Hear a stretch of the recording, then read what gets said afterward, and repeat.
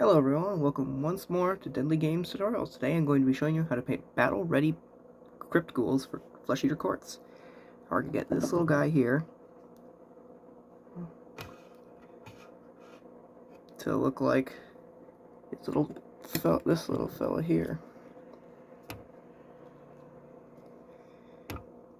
This is for my personal court that I call the Deathly Hand, and I think you'll really like this color scheme. It's really quick and easy, and should be a blast. Without further ado, let's go. Okay, so first up we're going to take contrast Luxian purple and coat the whole mini with it. Well, you're going to want to avoid any back hair or spines or stuff on the back. So you just take that and coat the whole mini in Luxian purple. Actually, I scratch that. Avoid any bones and stuff as well.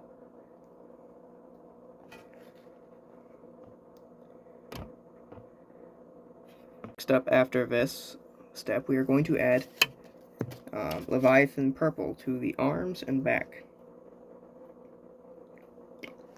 This creates a darker hand, like the flesh eaters are known to have.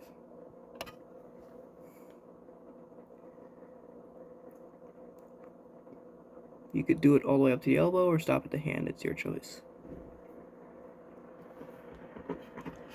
Well, that step done, we're ready to move on to the next step, which will be the flesh. So for this, I use Celestial Gray, and I highlight all the muscles and biceps and all the pieces. Alright, so we start by picking out all the fleshy areas like so. You want to stay very on top of the muscle. A dry brush could also work for this if you're very careful. Or on larger fleshy models like Crypt Horrors or Ghoul Kings. You just proceed to highlight the entire model this way.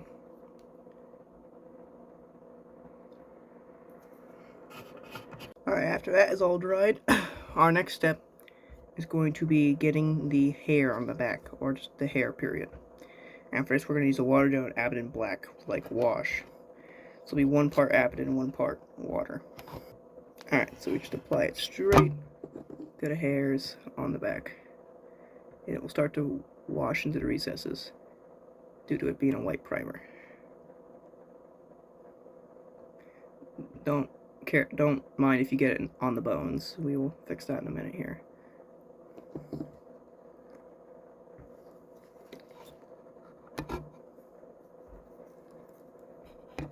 Alright, with that done, we're going to move on to the bones.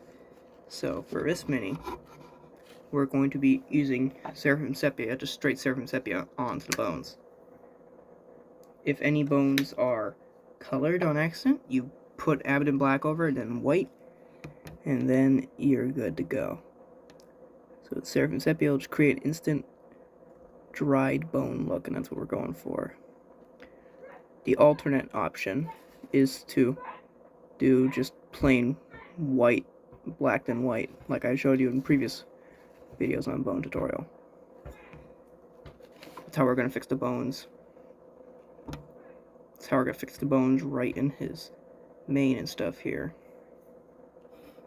As you can see, I picked out the bones on him. I decided to leave them white, but if you want to make the bones match the rest of the mini, you can use Seraphim Sepia.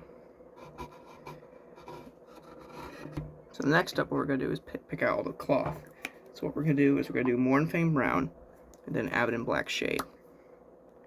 So this is a relatively simple cloth, but you could take it a step further with a Bugman's Glow highlight, if you wish. But then we just paint all the cloth, like so.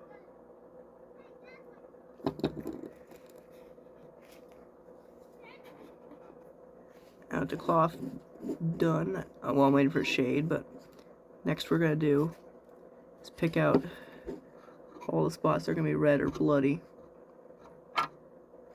And for that, we're going to use Corn Red as a base. So we will take Corn Red and do the mouth, a little blood drip on there. I'm going to do a little bit of a blood detail on the hands. Due to the dark color, you're going to need to use corn red and then blood for blood guide to lighten it up.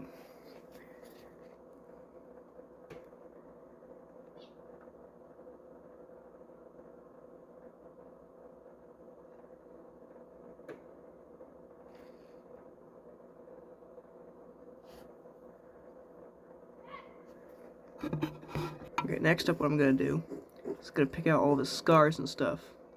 So what we're going to do that is we're going to go back to Luxian Purple and take a very fine brush, find all the scars, and then just go over them a quick stroke. I'll make them stick out enough, but not so much that they're distracting from the rest of the model.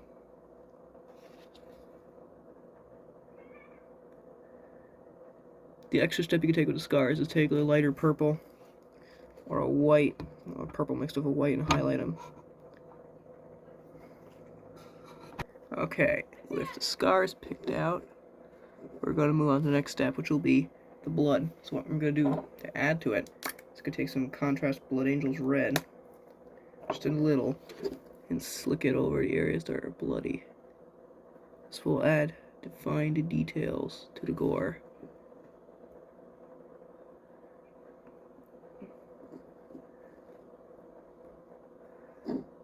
Then after, we pick out the teeth and add blood for the blood guide.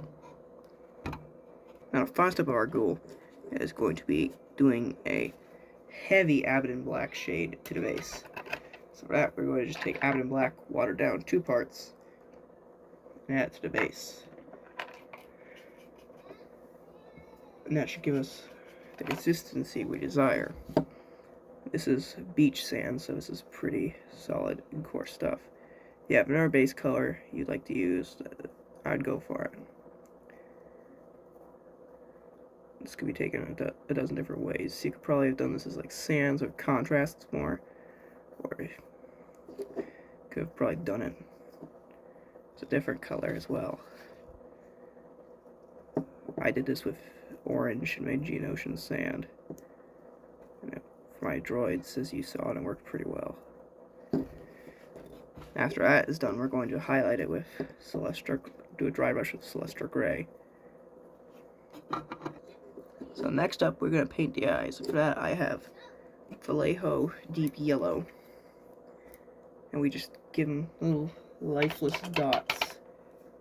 I found that you could add a little black dot in the middle if you really want to go super detailed, but I would save that for a bigger model like a Crypt Horror or Dual King. With that, we just don't get nervous here and dot the eyes.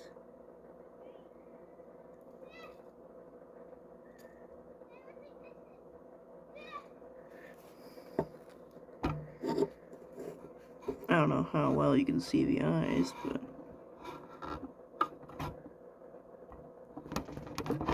it's not focusing well. There we go. See the eyes? Our mini is basically done. We just gotta wait for the Abaddon Black to dry, then the dry brush Celestia Gray, and rim the base black. And then we should be done, and that's a battle-ready ghoul for you. Thank you all for watching. Hopefully I'll see you soon with more tutorials on how to paint my Flesh Eater Quartz army. And God bless.